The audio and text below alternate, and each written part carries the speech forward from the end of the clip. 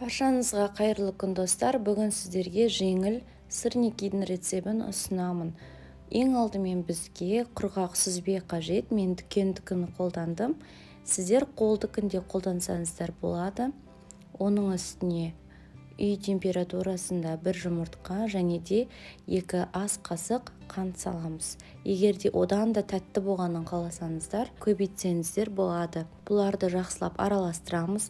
Менікі дүкеннің сүзбесі болғандығы үшін мен лопаткамен ғана араластырам. Егер сіздердікі бұдан да ірі сүзбе болатын болса, онда міндетті түрде блендермен араластырғаныңыз дұрыс болады. Үстіне одан кейін 2 ас қасық ұн саламыз. Ұн салуымыздың себебі қазір сырникиміздің формасы шашылмай, жақсы ұстап тұру үшін қажет.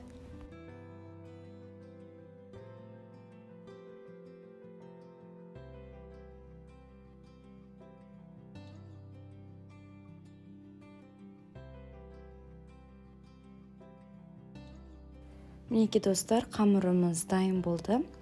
Енді формасын жасау үшін 1 ас қасық қамырымызды алып, қолымызбен дөңгелетіп және оны ұнға салып аунатып аламыз. Және де қолымызды тигізбей ұн арқылы шеттерін осылай ұн арқылы форма беретін боламыз.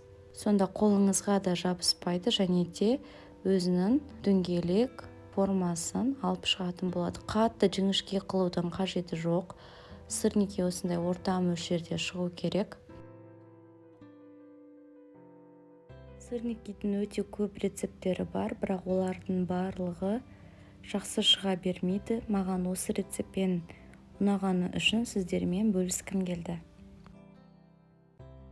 Осы рецептпен жасап көріңіздер және де міндетті түрде каналдың астына пікірлеріңізді қалдыруды ұмытпаңыздар. Мен әрбіреулеріңіздің пікірлеріңізді оқимын және де каналдың ары қарай дамуы үшін өз үлестеріңізді қосуды ұмытпаңыздар.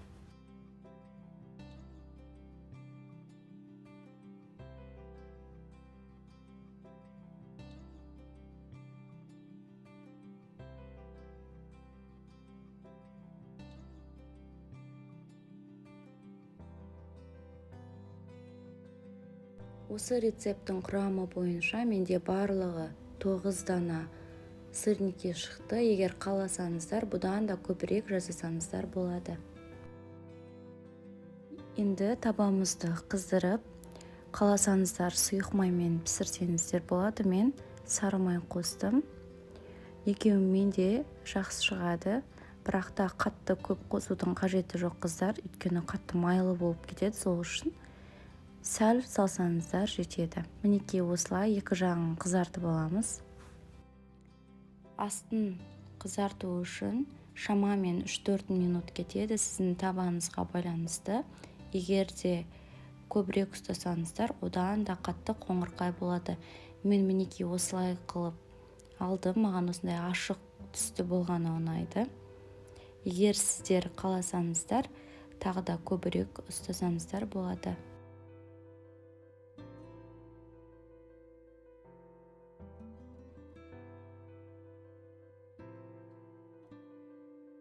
Мінекей достар, сырники дайын болды. Дәмі өте нәзік болып шықты. Міндетті түрде жасап көріңіздер. Каналға жазылып, лайк басып және де пікір қалдыруды ұмытпаңыздар.